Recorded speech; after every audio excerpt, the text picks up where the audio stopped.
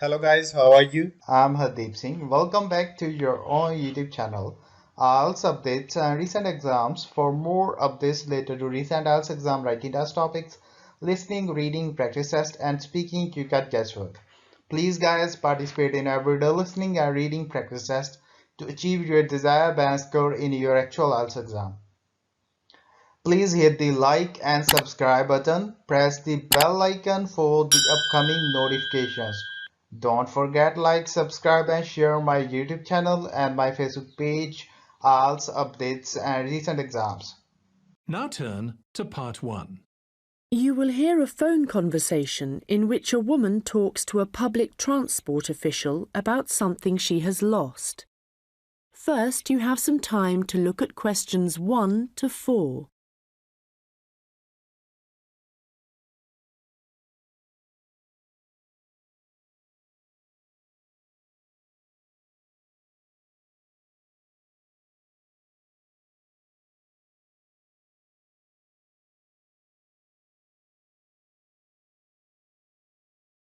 Hello, City Transport Lost Property. How can I help you? Oh, hello. Yes, I'm calling about a suitcase I lost yesterday. I don't suppose I'll get it back, but I thought I'd try. Well, some people do hand lost items in, so you might be lucky. Let's put the details into the computer. OK. Right, so let's start with a description of the suitcase. OK, well, it's small, and it's the type you can pull along on wheels. How about the colour? Yes, it's black, but not exactly plain black. It has some narrow stripes down it, sort of grey. Actually, no, they're white, now I think about it. OK, I'll just add that information. Now, were there any items inside it? Yes, I had a big bunch of keys in there. Luckily, my assistant manager has an identical set, so she's going out this morning to get some copies made. So, therefore, your office... That's right. My house keys were in my pocket, thank goodness. Anything else? There were a lot of documents, but they're saved on my laptop anyway, so they don't matter so much. But the thing I'm really worried about, I haven't even taken it out of the box yet, is a camera I just bought. That's really why I'm calling. I can't believe I've lost it already. I see.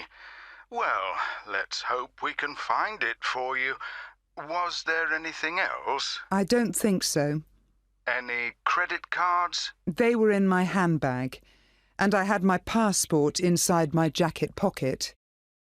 Before you hear the rest of the conversation, you will have some time to look at the questions 5 to 10.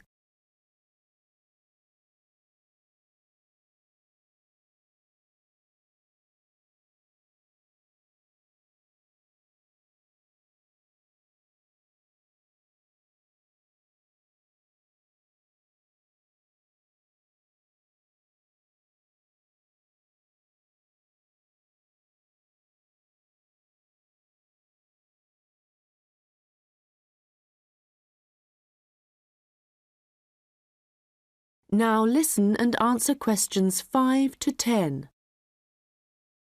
Money? Clothing? Any personal items? Oh, let me think. I had an umbrella. It was black. No, blue. But obviously that isn't as important as the other things. No, but it all helps us identify your property and get it back to you. Anyway, I just need to ask you for some basic details about your journey. So it was yesterday, was it? That's right. In the afternoon. Around 2 p.m, maybe 2:30. OK, so that'd be May the 13th. Yes. I was heading to Highbury. That's where I live. All right. And you mentioned a passport, I think. So you were coming from the airport, I presume? Yes, and I was looking forward to getting home so much, and what with being tired and everything, I think that's why I just forgot about the case. And how were you travelling when you lost your property? I mean, what kind of transport were you using? I thought about getting the train, but that would have meant a bus journey as well, and I couldn't be bothered. So I decided to take a taxi eventually. That's where I must have left it. Well, that's good news in a way. It's more likely that a driver would have found it and handed it in. I hope so. Well, I need your personal details now. Can I have your full name, please? Yes, it's Lisa Docherty. I'll spell that for you. It's Docherty.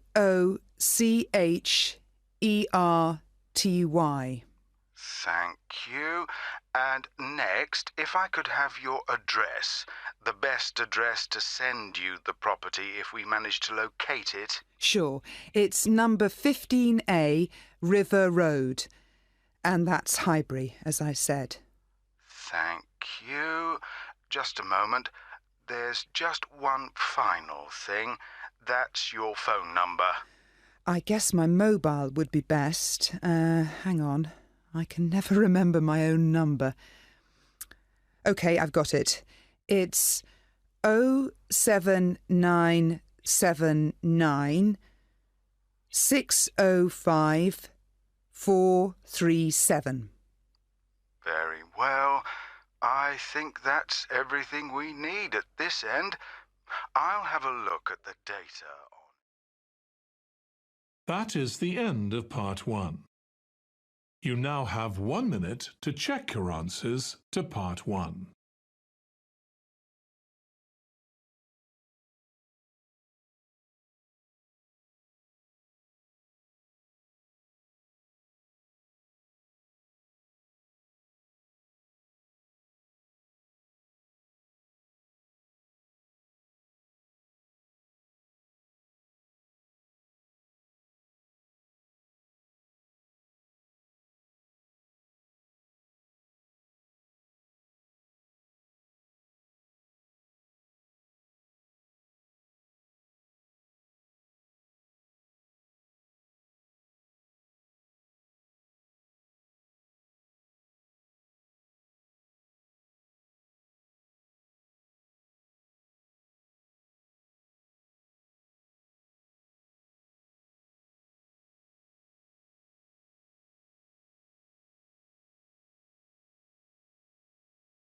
Part 2.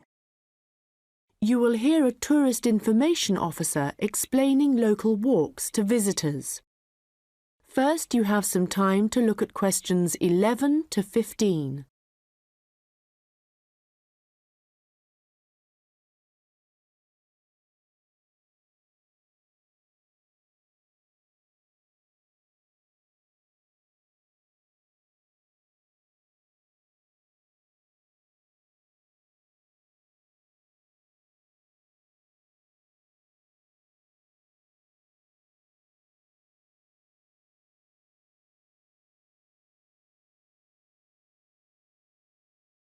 Welcome to everyone here. I hope you enjoy your stay in our village and enjoy the local scenery. I'll tell you a bit about the forest and mountain tracks in a minute, but first, I'll just give you an idea of where everything is in the village. So, we're here in the Tourist Information Center, and when you come out of the center, you're on Willow Lane, just opposite the pond. If you want to get to the supermarket for your supplies of food and water, go right. That's the quickest way, and then turn right at the top of Willow Lane. And it's the second building you come to, opposite the old railway station. If you're planning on doing some serious climbing and you need some equipment, we do have an excellent climbing supplies store just 5 minutes walk away. Turn left once you're outside the Tourist Information Center, take Willow Lane all the way up to Pine Street. You want to go left along here. Then keep walking and go up Mountain Road on your right until you come to the next turning on the left. Head down there and you'll come to the climbing supplies store. If you get to the small building that sells ski passes, you'll know you've gone too far. You also need to head to Pine Street for the museum.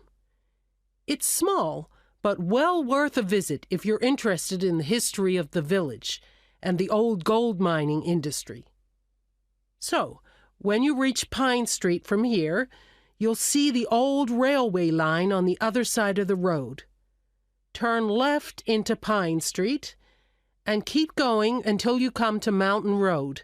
And just past here, the museum will be on your left, just behind the railway line.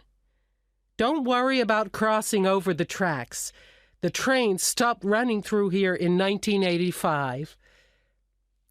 If you're planning on following one of the easier forest walks, you might like to hire a bicycle.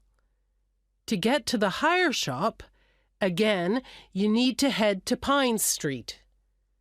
On the left-hand side of Pine Street, you'll see the town hall. Go down the little road that you come to just before it, and you'll find the bike hire shop just behind the hall. They have a good range of bikes, so I'm sure you'll find something that suits your needs. Last but not least, if you're hungry after a long day's trek, I can recommend our local cafe. Again, when you leave the Tourist Information Center, turn right and follow Willow Lane until it joins Pine Street. And right opposite, on the far side of the railway tracks, is the cafe. Before you hear the rest of the conversation, you will have some time to look at the questions 16 to 20.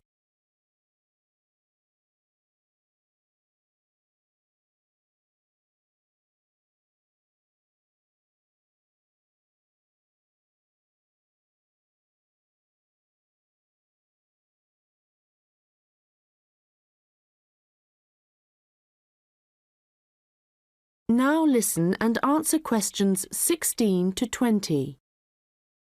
Okay, let me tell you a little bit about the different tracks we have here. All of them start at the end of Mountain Road, and you'll find a parking lot there where you can leave your vehicles. Let's start with North Point Track. It's a gentle route through lowland forest, good for biking and probably the one for you if you have small children. There's a wooden hut where you can stay at the end of the track, but be aware that it's really just an overnight shelter, and you'll need to take your own sleeping bags and cooking equipment. Another option is the Silver River Track. As the name suggests, you'd be following the river for most of the way, and you get to see some of our beautiful native birds. But the track also goes through a densely forested area. Unfortunately, the signposting isn't very good in places, and you do need good map reading skills to avoid becoming disoriented, which happens to visitors a little too frequently, I'm afraid. Valley Crossing will take you through some stunning scenery, but there are several points along the way where you'll need the level of fitness required to get over some pretty big rocks. Stonebridge is one of the shorter tracks, but very steep as it takes you up to the waterfall, and you do need to be in good condition to manage it. Lastly, the Henderson Ridge track will take you all the way to the summit of the mountain. Do bear in mind, though, that at this time of year the weather is very changeable, and if the cloud suddenly descends, it's all too easy to wander off the track. It's best to check with us for a weather report on the morning you think you want to go. On the way to the summit, there's a hotel which provides comfortable rooms and quality meals, so it's worth climbing all that. That is the end of part 2. You now have 30 seconds to check your answers to part 2.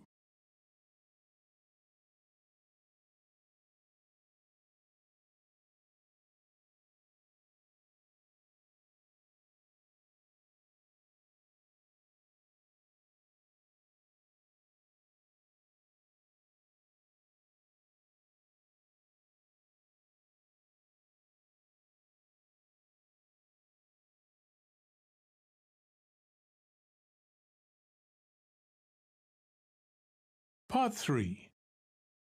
You will hear a student discussing his case study with his tutor. First, you have some time to look at questions 21 to 25.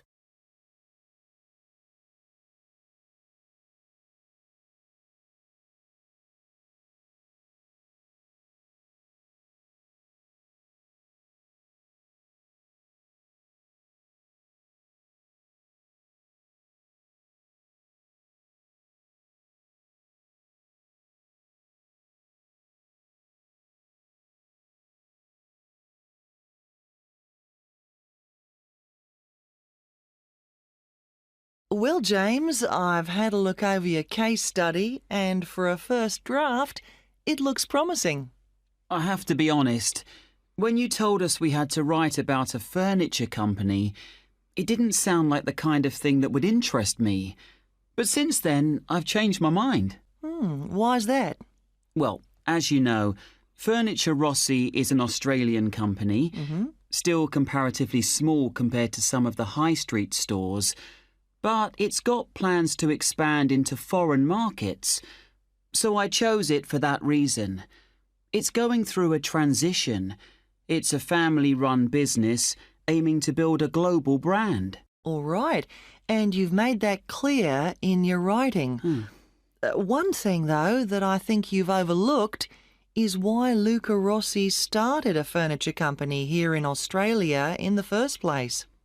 Well, he'd just got an arts degree, hadn't he? And people were trying to talk him into an academic profession, but he wanted a practical job, something he thought would be more satisfying in the long run. His grandfather had been a craftsman, he'd made furniture in Italy, and he'd passed this skill on to Luca's father.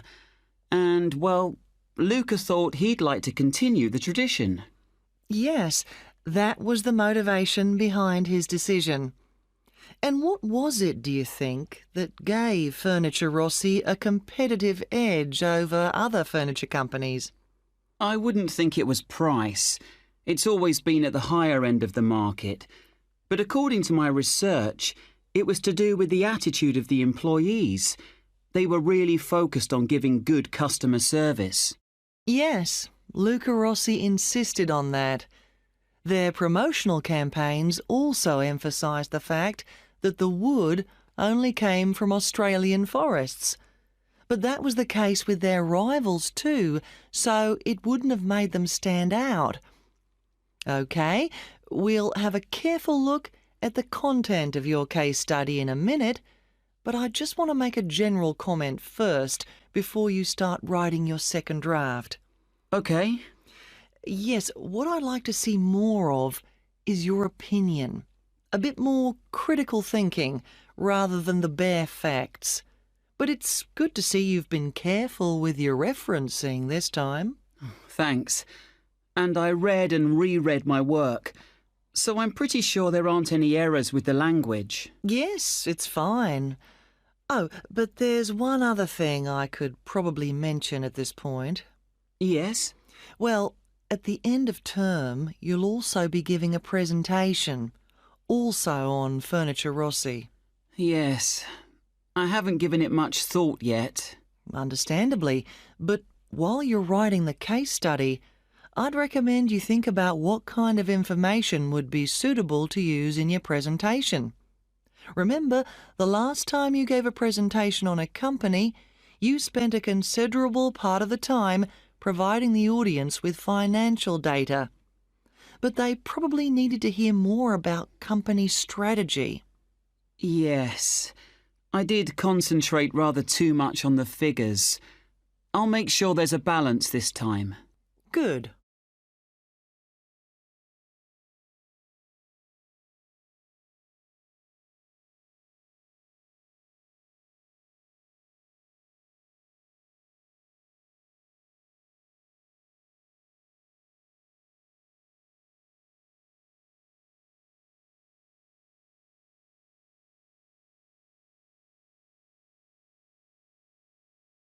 Now listen and answer questions 26 to 30. OK, so let's just think about the content of your case study, the history of Furniture Rossi. I see here in paragraph 4, you're talking about how Luca Rossi raised the capital for his new business venture. And then you're talking about the customer base growing much wider. But what was it that prompted this growth? Well, that was to do with the quality of the furniture products that the company was selling. People loved that it was all handmade and would last. And because demand from customers kept growing? Well, then Rossi needed to take on more craftsmen so they could make sure the orders were ready on time. And then he also had to set up 2 new warehouses to make distribution quicker. Yes, and from there, the company really grew. But think what happened next. They started looking at ways to increase their profits and called in a consultant. And what he saw immediately was that the infrastructure was completely outdated. They were paying 3 full-time admin staff just for data entry. So he recommended they upgrade their software programs, and that, in turn, cut operational costs and just speeded everything up. I'm surprised they didn't get onto that earlier. But I suppose Luca Rossi was more interested in the design aspect rather than the finance side of things. Yes, I imagine that's why he eventually turned the day-to-day running of the company over to his son. And in fact, it was the son, Marco, who persuaded his father to move on from traditional television advertising and go online instead. I guess that's the best way to reach people. It can be, but initially customers actually complained. Why? Well, some users found it hard to navigate their way around the website, so they were getting frustrated and giving up. So then the company called in a professional to improve it. Oh, I see. He must have done a good job. They've had a continuous 3-year rise in revenue, so things must be going well. Indeed. And what of the future? Well, I probably need to talk about this a bit more in the concluding paragraphs, don't I?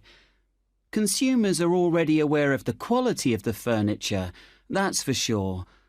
But I think the company is aiming to publicise their values. The fact that they have respect for beauty, durability and functionality and the environment. A lot of companies are already... That is the end of part 3. You now have 30 seconds to check your answers to part 3.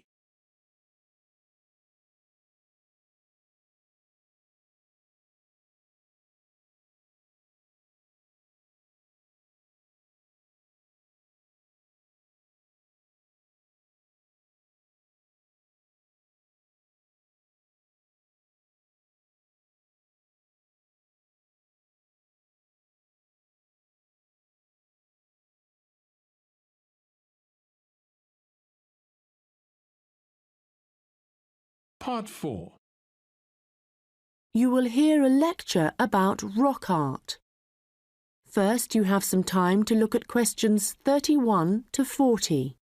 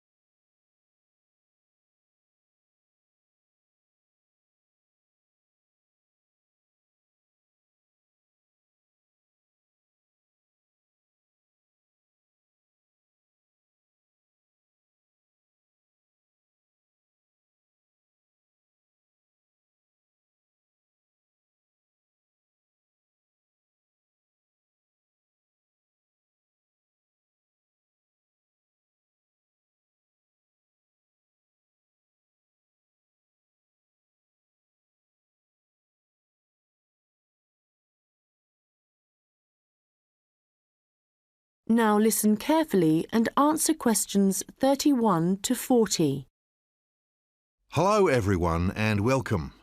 As part of this series of lectures on the development of early humans, today we are looking at rock art, the paintings and drawings produced by prehistoric peoples as they spread across the continents. If you've been lucky enough to look at a piece of rock art close up, you'll know it's an experience that makes you wonder about the passage of time and our own history. But rock art also has a practical value for researchers, and let's start by considering why that is. Firstly, it provides vital information about the way that people evolved, information not always easily obtainable from excavated artefacts alone. Secondly, rock art tells us about migration, where people came from and where perhaps they went next. Rock art is found all over the world, and this in itself is not surprising.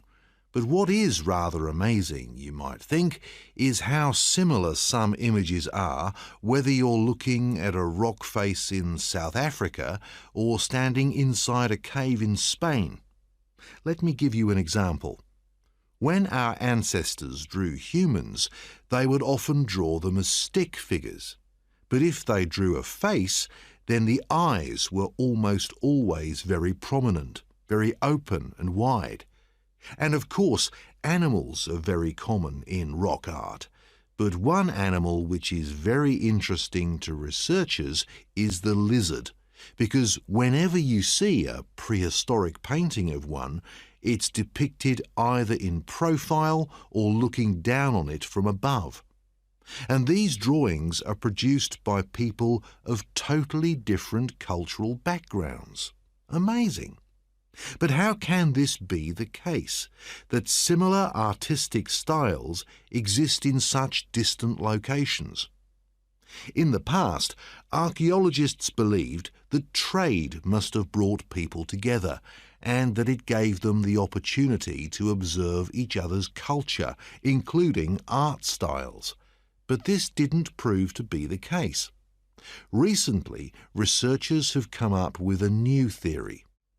They believe that the brains of our ancestors evolved to notice certain images before others, and this was important, actually essential, because in an environment full of constant danger, it was necessary for survival.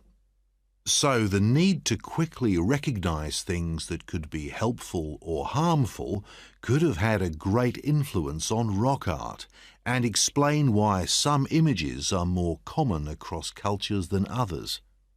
Later on, there would have been other reasons why communities produced art, certainly for spiritual and social purposes, and no doubt for political ones too, as different tribes looked for allies and struggled against their enemies.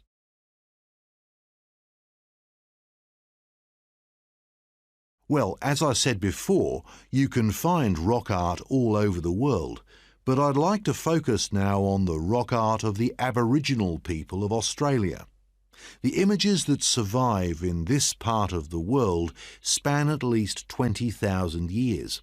In fact, the Aborigines were still practicing this art form in the late 18th century when the Europeans began to arrive, and certain images point to the contact between them. For example, the Aborigines began to draw ships which they would have seen along the coast. It's hard for us to imagine what they must have thought when these first began to appear. Another image that is evidence of European arrival is that of horses, an animal that would have been very alien to the Australian landscape. It isn't actually known how many sites there are across Australia where rock art can be found, but unfortunately we do know that much of the art is being lost to us. Erosion, of course, is one of the key reasons for its destruction, but human activity is also increasingly responsible. Since the 1960s, industry alone has destroyed around an estimated 10,000 pieces of art. At this rate, in 50 years, half of all Australian rock art could have disappeared for good. Vandalism is sadly another factor, and although most people, I believe, would wish to preserve this art, I'm afraid that tourism is another reason why the art is disappearing. In some cases, the art is damaged when people... That is the end of part 4. You would now have 10 minutes to transfer your answers to the answer sheet. So guys, don't forget like, subscribe and share my YouTube channel and my Facebook page.